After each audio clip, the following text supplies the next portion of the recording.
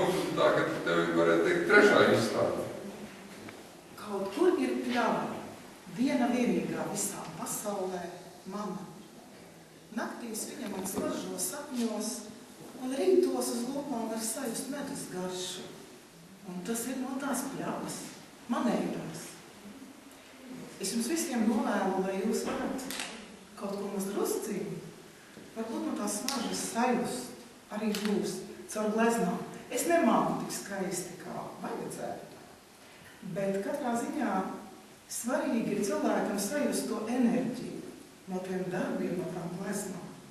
Un svarīgi, kā mākslinieks viņus glezno. Es varu pateikt pilnīgi godīgi, es nevienu darbu neesmu gleznojis dusmās, nepatikā, stresā, nekād. Es nevaru otrai pieķerties. Es patiesībā gleznoju tikai prieku.